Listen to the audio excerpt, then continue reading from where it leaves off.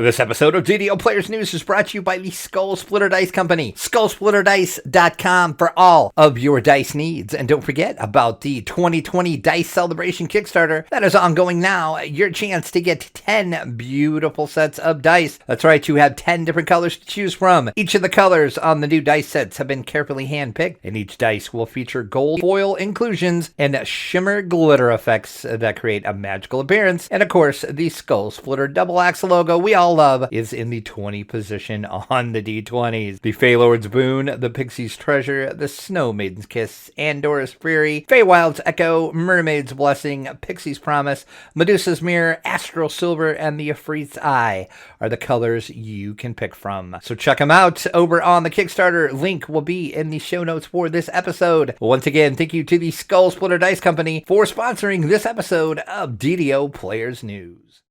Good day, everyone. This is Pilot Mules, and welcome to DDO Players News, where we take a look at the latest news in DDO and on the tabletop. Please welcome my co-host from Ravenloft, Dracula. Hey now, everybody. How's it going? And contrary to popular belief, I did not kill you. See, you are live and well, and you are back on the podcast. Aha! What, there were rumors last time? There might have been some rumors that I offed you off so I could take over the podcast. Not the case. Mm-hmm. Pine Leaf is alive and well, as you can hear. I almost said see, but you really can't see, but you can hear. Unless this is all an elaborate ruse, and I have you recorded, and I'm just like putting your recorded voice here, and it's just me doing this podcast. Ooh. Well, there's always that possibility. The other more likely, seeing how that you're a vampire and all that, is that you could have made an undead version of me and put me in. Oh, see, I didn't even think about. Oh, snap! I didn't even think about that.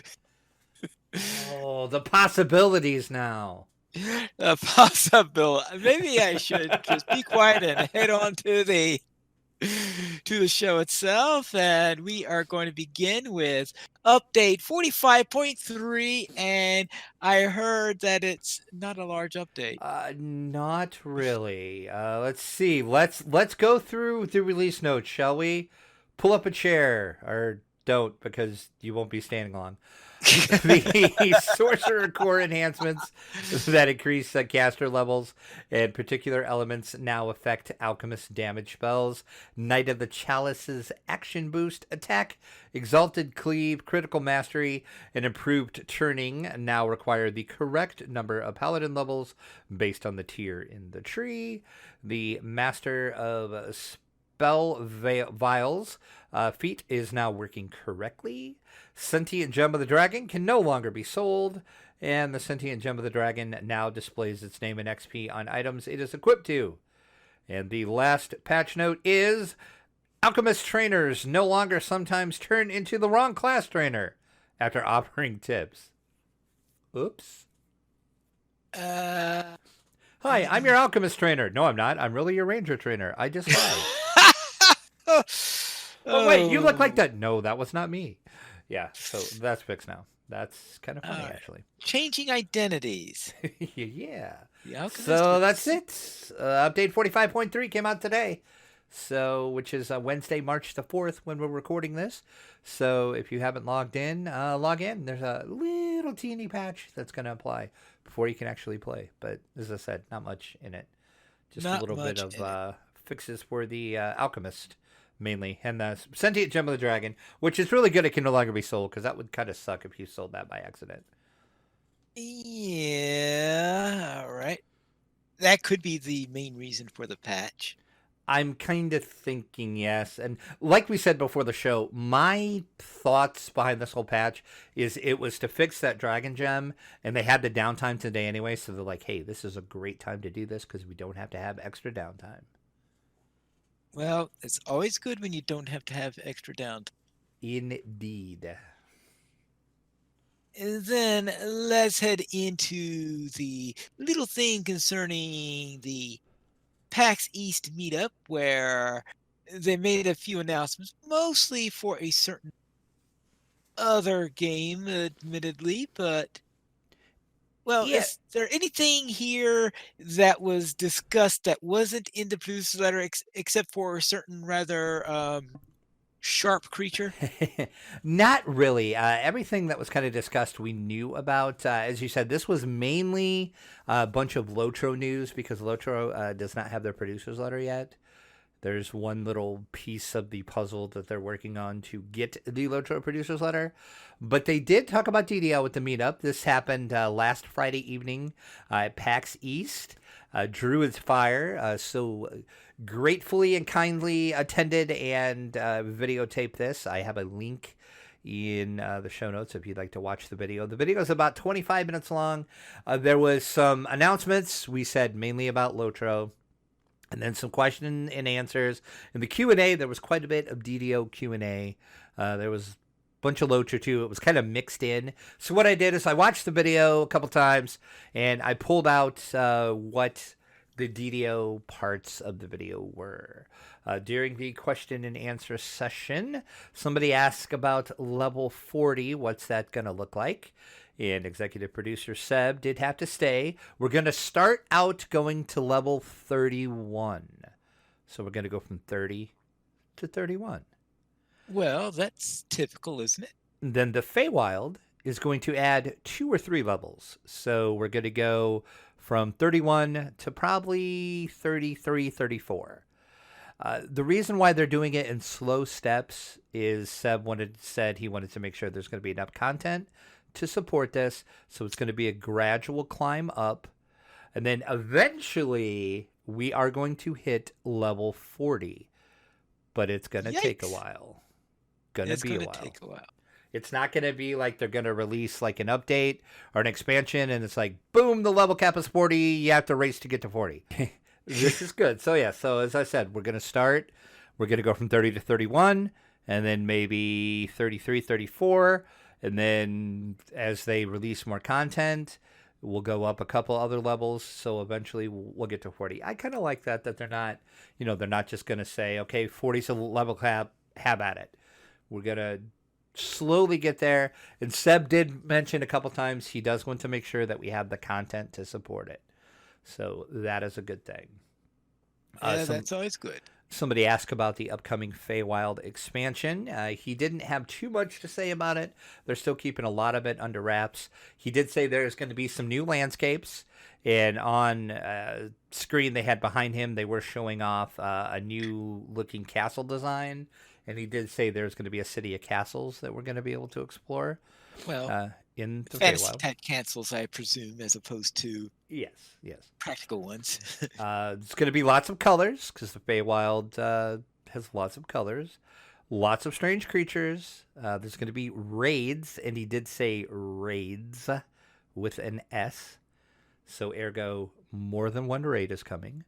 Lots of new content and unicorns. But to be fair, they did not say rideable unicorns. They just said there will be unicorns. Most people are speculating, of course, we're going to get a unicorn mount, which I would assume we would. Wouldn't you have to be a lawful good female in order to ride a unicorn? Well, if you want to get technical and you want to go with the lore, yes, you would. But I'm sure there's ways around that. So yes. So, unicorns are coming, be it just ones we get to look at, be it ones we get to ride, be it ones we get to fight. Who knows? They didn't say. My hope is they're not like Uni.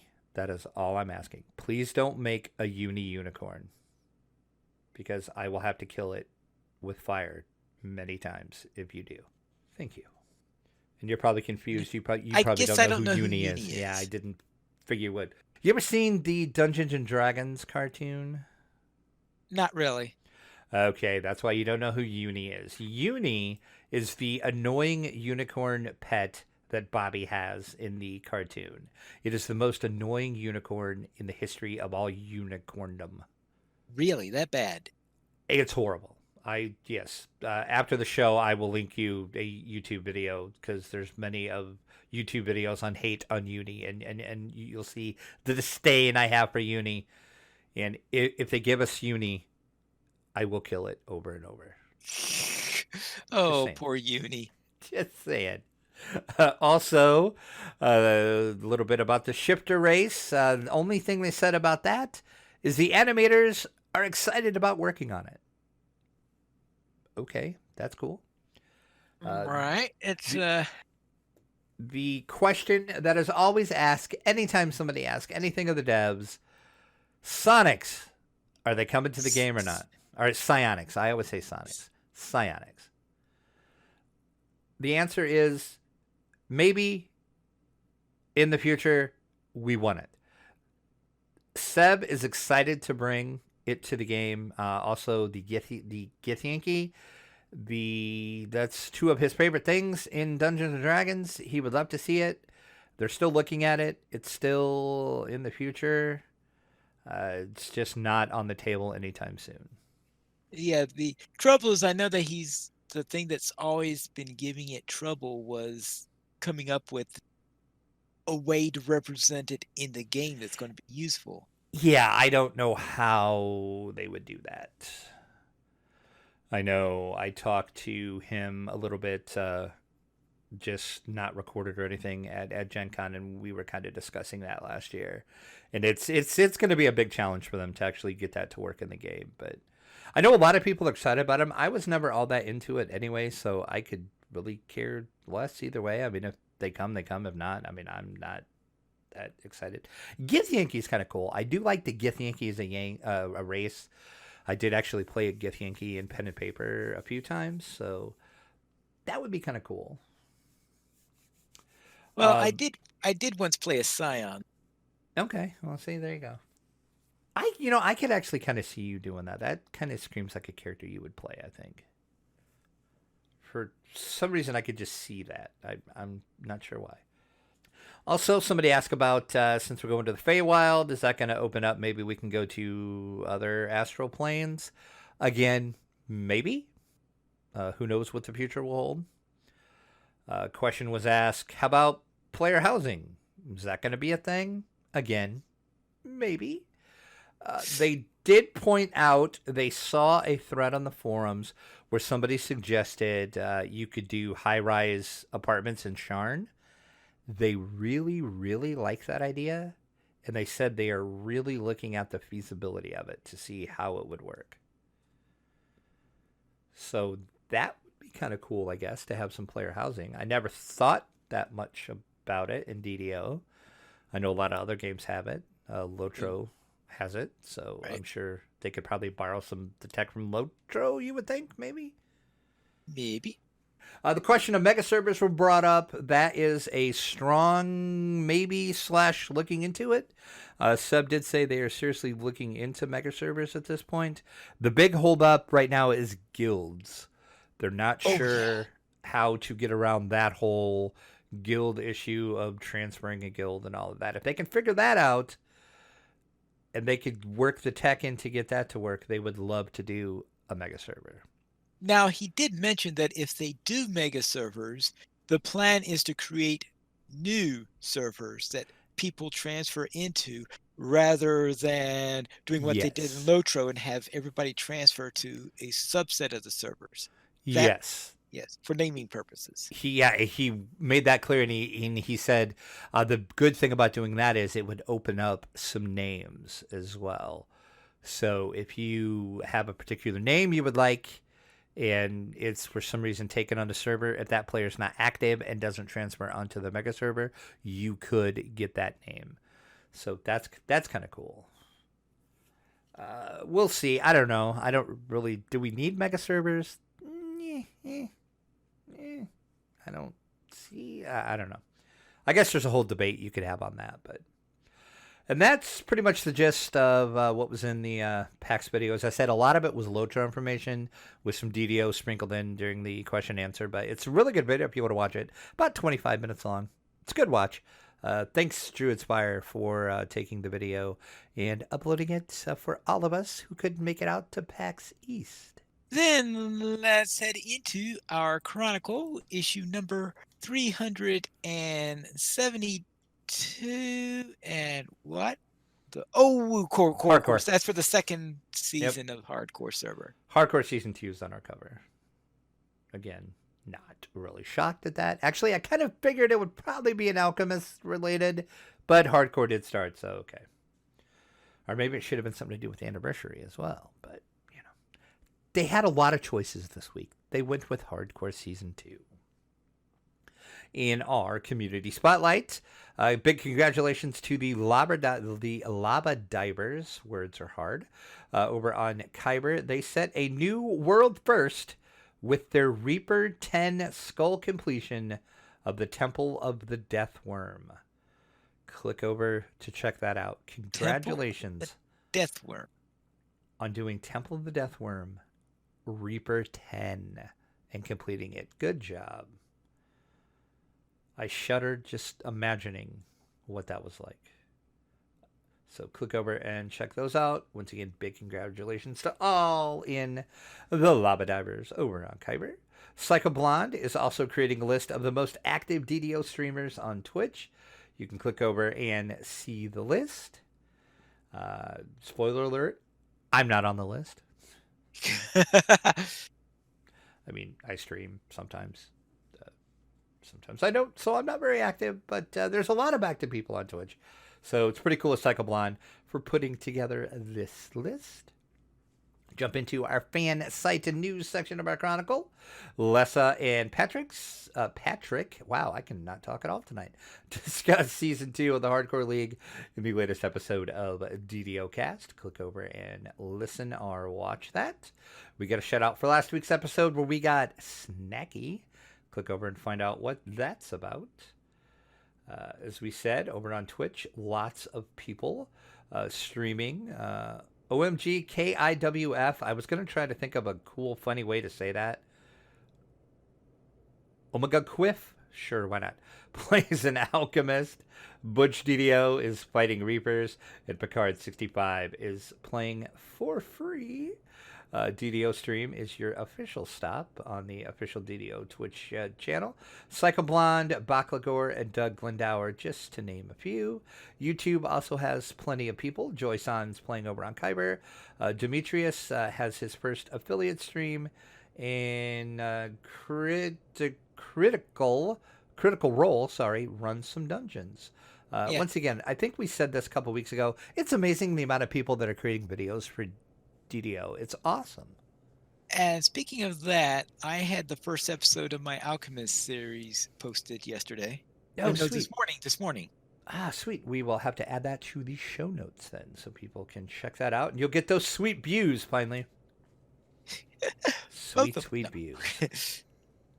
As you said a couple weeks ago, you'll go from 2 to 3. Yes. You get more views than that. Come on. Our chronicle comment this week is describe the difference between lesser crispy, greater crispy, and extra crispy. How many hit points, the damage you take. Mm-hmm. I was trying to work this into somehow like a fried chicken reference, and I couldn't come up with anything. So, if you like your original recipe, that would be maybe greater crispy. And if you like the extra crispy, that would be I don't know. I tried. I failed. Wah, wah. That's a weird question this week.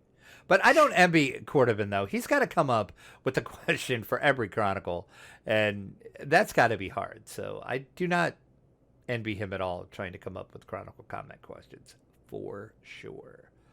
Our screenshot of the week is Brunwald is celebrating the moment when he finally gets his horse. And that's the 453 DDO screenshot of the week from Brunwald. A pretty sweet little screenshot. I wonder how... I'm guessing he just kept spamming the screenshot key to get that perfectly framed like that. Because that's a really tough screenshot to get the airship behind you, to get your mount to mount up right at the right point. So I'm guessing there was a lot of spamming of the screenshot involved. Yeah, a little bit.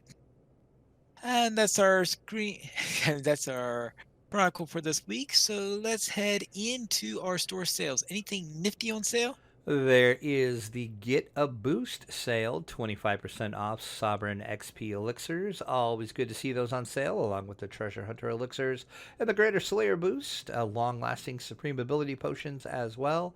Those are 20% off, but you better hurry. As we record this, you have 1 day to take advantage of this sale. So hurry, hurry, hurry. Free sample of the week with the weekly coupon is the Wand of Charm Person. Coupon code is Charmed now through March 5th, which, if you're listening live, you have a day. If you're listening to this after this releases, you missed it. Better luck next time.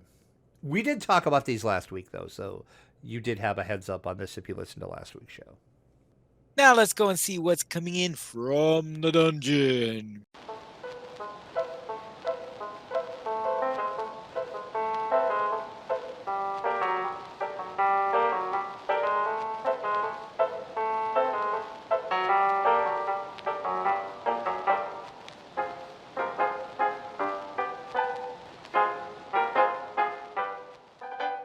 Where Mythic Odysseys of Theros Dungeons and Dragons book has been announced.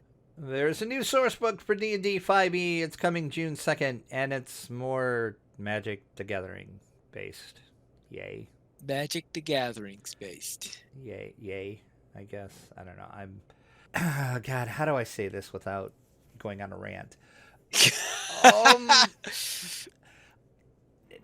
I don't really see the need to bring Magic the Gathering settings into D&D. I'm sure there's some players that enjoy it, and if you do, good on you. It's not my thing. I don't get it, but this is based in the world of Theros, which is in Magic the Gathering. So if you play Magic the Gathering, you are well familiar with Theros. Wizards of the Coast is combining, and again, this is their words, not mine, the world's greatest role-playing game with the world's greatest strategy game. Strategy game? That is some PR speak there, folks. Yes. That is PR speak 101 right there. To create one amazing adventure. Mythic Odysseys of Theros is a Dungeons & Dragons campaign sourcebook set in the Magic the Gathering world of Theros, where players can wield god weapons and select new races to indulge in a challenge fit for the gods. Mythic Odysseys of Theros will be available everywhere on June 2nd. Not terribly excited. Really excited about this. I do like the alternate cover for this. This is like most other books. There's a general cover, then there's a alternate cover. The alternate cover for this is pretty amazing looking. So I enjoy the alternate cover, but yeah, not big into these Magic the Gathering books. I'm for certain we'll do a review on this because I can almost guarantee you Watsy will send this. I'll review it, but I could care less about this. And I hate to be that way. I hate to be negative, but I don't understand why you would want to mix Magic the Gathering with D&D. Because you can. Okay, sure, I guess. I don't know. Like I said, maybe if there is some DM out there that loves these source books and puts together something amazing and I would play in it and it would wow me, I would say, okay, now I understand why you would want to do this. But just going through the books as I have, reviewing the books as I have, I'm not that excited, but maybe if I'd play in a game where somebody really got into this and dug deep and really made an amazing story out of this, sure, okay. But if you're excited about it, June 2nd, it is coming. It is pre-orderable now at your friendly local game store, or of course always at Amazon as well. We have a link to that. So check it out if you're into Magic the Gathering, into your D&D. Mythic Odysseys of Theros. Check out that alternate cover. I'm telling you, that alternate cover is amazing. You got your magic into my D&D. You got your D&D into my magic. You know, I was thinking that in my head the whole time I was talking. I really was. Get out of my head, please. Let's go and see what's on the tabletop.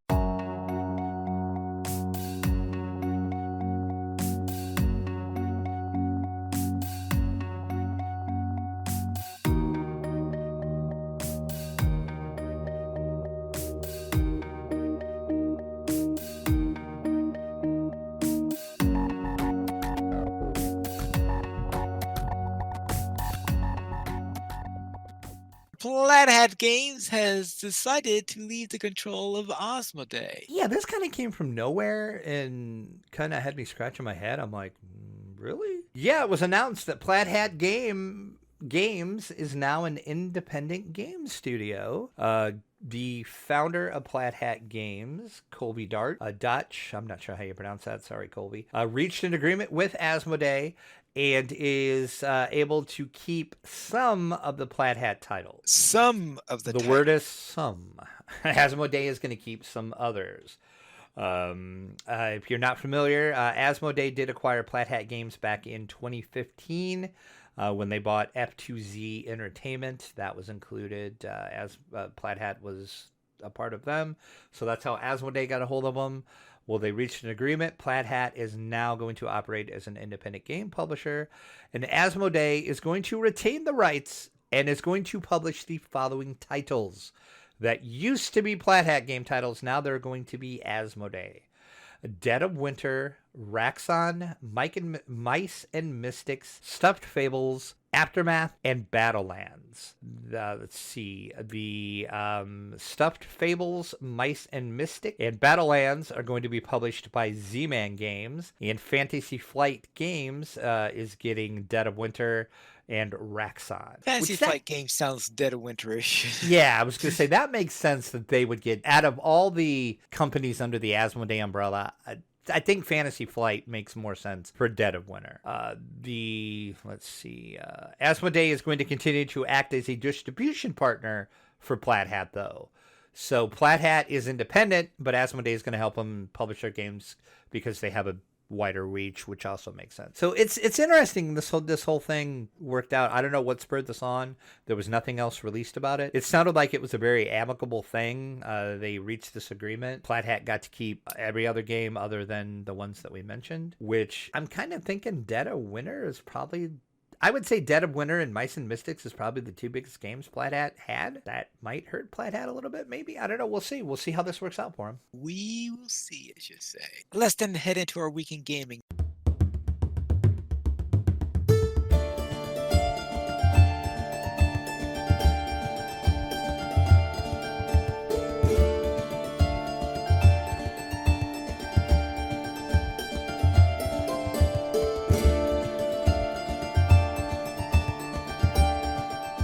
What were you up to? Well, I did Three Barrel Cove on Epic. That was with Saba over on Argo. The quest to 28/30, whichever case may be. Still haven't decided if it's going to go all the way to 30 or 28, but whatever. The quest is still on for that. So we did Three Barrel Cove Epic. I am level 25.5 now, so that's kind of exciting. We did Ghost of a Chance, A Lesson Revisited, Old Tomb, New Tenants, Preview Worth, and Precious Cargo. Of course, as I said, we did all of those on Epic.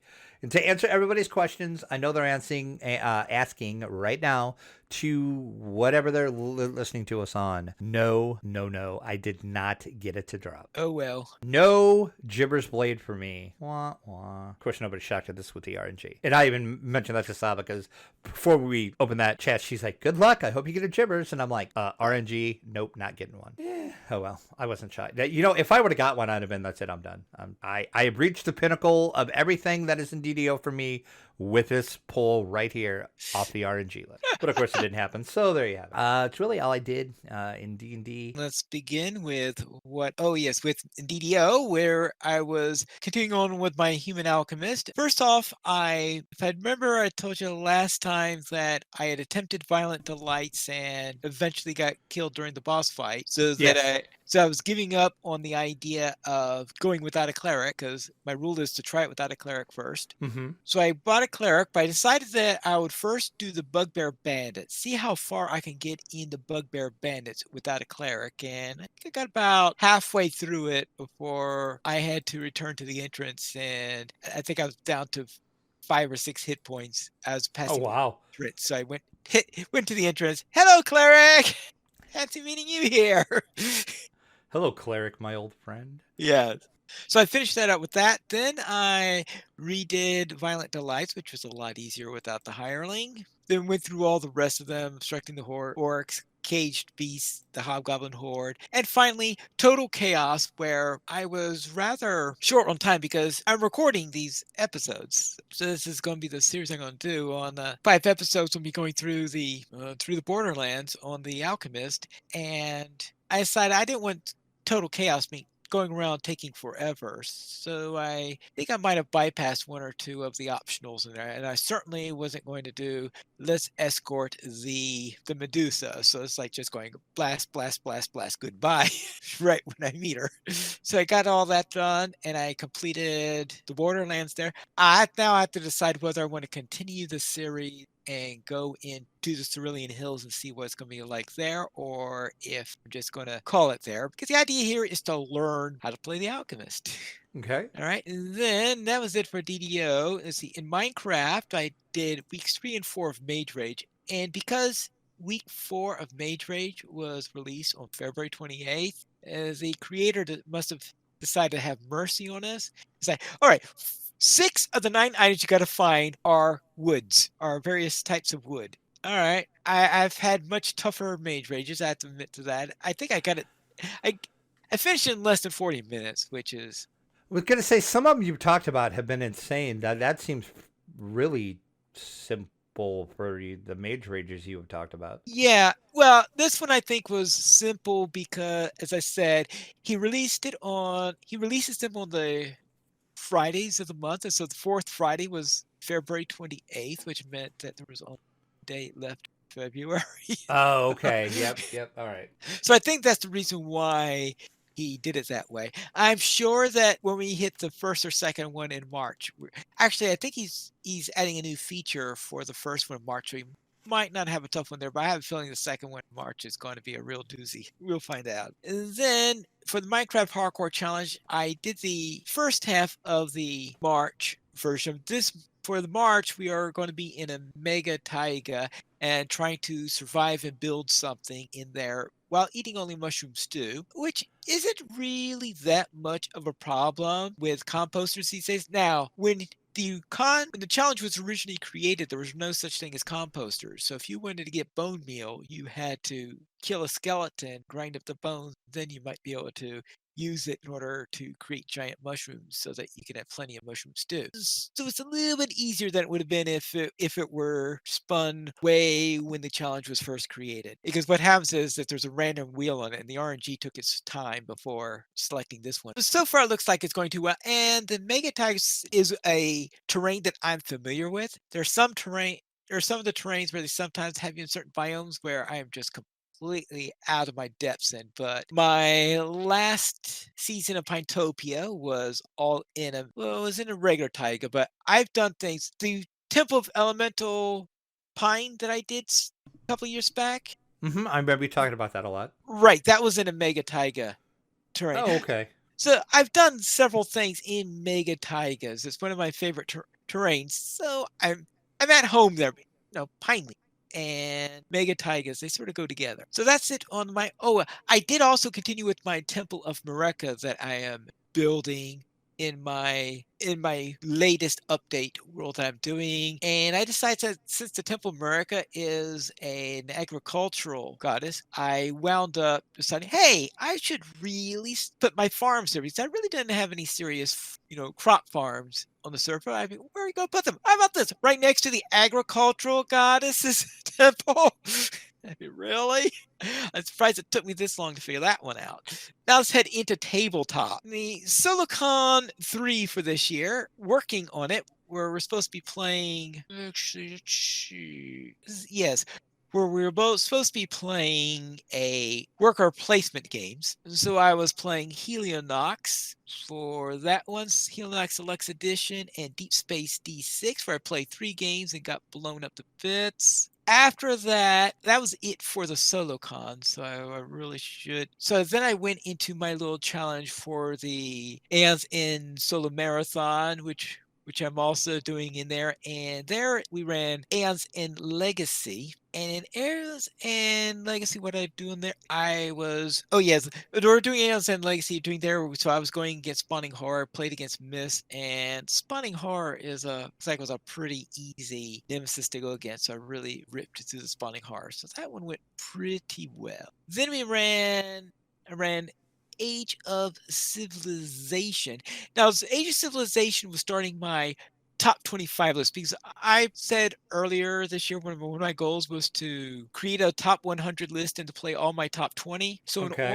In order to go through there, I decided to start at number 25 and go up. What I'm going to do is I'm doing a little bit of head-to-head competition between the various items in there. So I start out with number 24 against number 25, and the one that I felt I liked more becomes 24 and the loser becomes 25. And so going up the tree on there. So I started on there with Age of Civilization, so I ran Age of Civilization and Pentacore. So trying to compare those on how much I like those relative to each other. Now, as I was in the middle of doing this, between playing Age of Civilization and Pentacore, I finally received my package for Orchard. And as a result of this, the Orchard, of course, then was a new game that I just received. I was trying to say, okay, should Pentacore or Age of Civilization be number 25? And then Orchard came in. I said, okay, Orchard is now 24. So Orchard wound up being 24 after that. Pentacork wound up being 25, and then Age of Civilization dropped down to 26. So essentially, Orchard came in and bumped both of them out. So that was a weird little thing to go there. Right now, Orchard is sitting at number 23 as a result of this because it also knocked down Snowdonia. So that's where you had on that. And now, next thing it's going to be facing is 4 Against Darkness, but I'll get to 4 Against Darkness in a moment on there. So that's sort of there, trying to sort out my top 25. And as for all of this, I'm also going to be playing all of my top 20 in order to do this little thing of comparing them, which ones they work on there. So in Pentacore, I did win my game of Pentacore. For Orchard, I had some good runs and I had some bad runs. And it's a fun little quick game. It's about 10-15 minutes, I guess, in order to play that. And I believe someone actually did a video it was an unboxing video. Actually, no, what it was is he went over the rules of Orchard and then played 2 games in 10 minutes. So that's how fast Orchard can be played. And what you do is when you shuffle the deck, the deck has 18 cards in, so you put 9 of them aside for the second game, and then and the other deck is for the 9. So you have 2 games in a single shuffle. That's interesting. Okay. Because it was originally done as a 9-card game where the cards had 2 sides, so you sort of played one side than the other or something like that when you did 2 games on it, so to add a little bit more variety in there. But now they decided just give you 18 cards when they did the Kickstarter version. All right, now I then played Pandemic, the CDC update on Pandemic, and I decided to try the CDC variant. There's just the solo variant in there. And I ran into there. And by the time I was finished with it, I said, all right, I think I'm better off playing two-handed than trying the CDC variant. Because I have fun playing Pandemic two-handed because there isn't all that much to manage. But the CDC variant, I don't know. I think I was just getting locked down with what the limitations of the CDC side and not being able to change my characters and all that fun stuff. So I think next time I play Pandemic, I'm going to play it with 2 characters. Oh yeah, Pandemic dropped down to 25 as a result of that. So you can see that was part of my top 25 competition there also. Now, see, what did we have next in there? Oh, yes. Next, we had another Solocon called Solocon number 4, Campaigns and Characters. And when I saw that, I was like, all right, first thing I'm going to do is run a Aeon's End campaign. So I ran a short expedition campaign there. It was scheduled to be a 4-gamer, but I lost one in there, so it turned into 5, and I think I did pretty well. I won all but one of the games in there, so which isn't too bad, though I was playing it with 4 turn order cards, which does help a little bit there. And I was trying some characters I haven't played too often in there. One of them was a character called Q, and I just can't figure out how to play that right, because whenever I try to play Q, all sorts of terrible things happen. Because best way to describe Q is think of Two-Face from Batman. Okay. So she has one aspect that's the destructor side and the other side that's the builder side. So I think of her as Two-Face, as the Two-Face. And if you're in builder mode, when you have all these spells to cast, then you're not going to do too much damage. And if you are in destructor mode, when you have all this mana in which to buy stuff with, you're in trouble. And I kept on getting myself locked into that way, so it was a really, really pathetic game that I had there. Not my favorite character to play. Then I played 4 Against Darkness. I played the adventure The Cave of the Kobold Slave Masters. I played the first chapter of that. There are 3 chapters in this adventure. The first one is a canned adventure, which, in other words, they have the dungeon already laid out and you go and exploring in that dungeon. So I finished that, and strangely enough, to my surprise, considering how I usually finished off my previous 4 Against Darkness runs, I actually managed to kill all the bosses and get everybody out alive and rescue the person I was supposed to rescue. In other words, I completed all the objectives.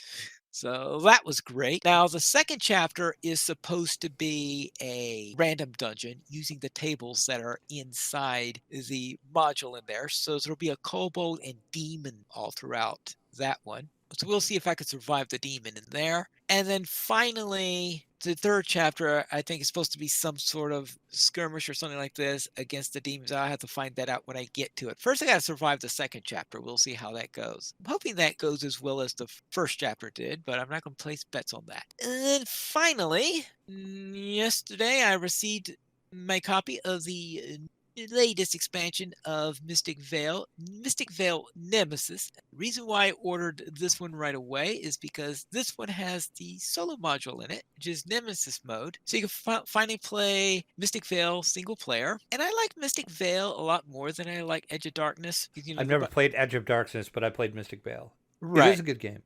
Yes, so I got that out and played against the easiest nemesis that we've got into there. See, how well do I do against the easiest nemesis? And I obviously need to get better at Mystic Veil. I That good, huh? got trounced. There are 13 nemesis, and I took intentionally the easiest one of these 13. And you would think that, right, this one has no special abilities. All it does is sits there and consumes one of your cards and makes it worthless except for that crazy little, dead thing that's in there that can cause you to spoil faster. I mean, except for that, it's as harmless a nemesis as you get. And I got butchered.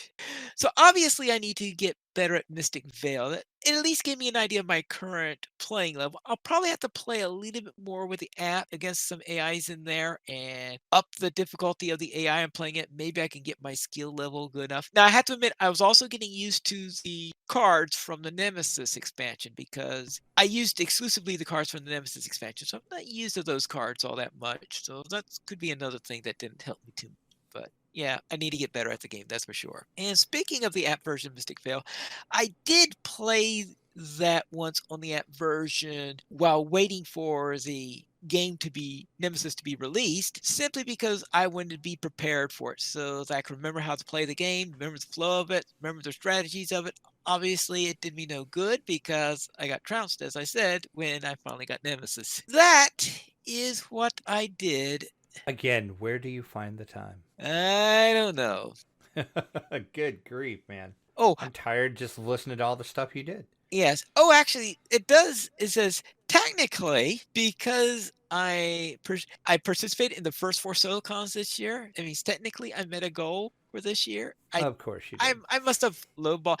I guess because during the end of last year, there's so few of the solo cons that where the theme fit for me. I was surprised that I actually seriously participated in the first 4 of them. I was expecting it to take me 6 months to get 4 of I get well.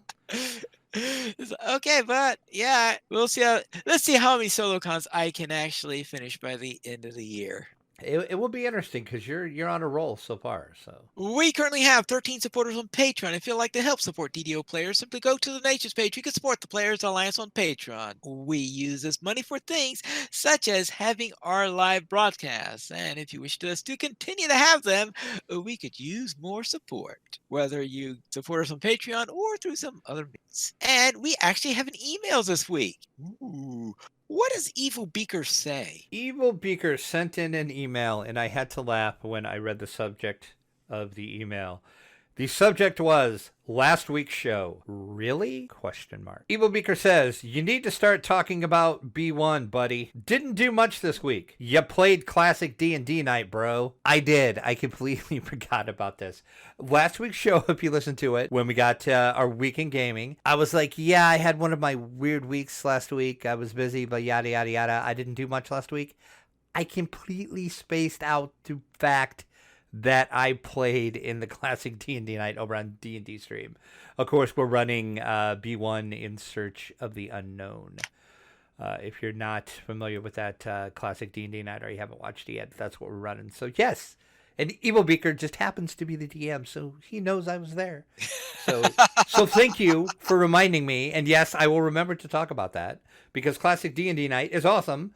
We're playing. It's kind of like first edition with a little bit of 2E splashed in as well. It's kind of a weird hybrid, but it's 1E rules with some 2E rules. So it's classic D&D. It's like not, if you're not used to watching somebody play some classic D&D, the show's going to be a little different for you because it plays much, much different than 5e does. And I'm saying that in a good, loving way as well. It's a lot different than 5e. Well, So I don't remember 2E all that. 2E is one of those editions that I remember the least of doing. Now, I did plenty of 3 and 1 and 3, but not much on the way of 2. there's more 1E in it than 2E, but there is some second edition stuff in it. But yes, I will link it in the show notes. The episodes are archived now, so you should go catch up and watch that. Classic D Night is awesome. And yes, I play in it. And yes, I forgot about it. All right. It's horrible of me. Evil Beaker also says, and more like the old dudes of DDO. But then you would have to have me on the show. Yeah. Then we have. Yes. And We have to remember the word Thaco. Exactly. Thaco was your friend. Thaco is your friend. I did want to mention that this Friday night, over on Evil Beaker's Twitch channel, which I will link into the show notes, we are going to have the climactic end to the Waterdeep campaign. The Dwarves of Waterdeep plus one drow ? Who I'm currently maybe dead ? / alive ? We're gonna find out. Am I dead? Am I alive?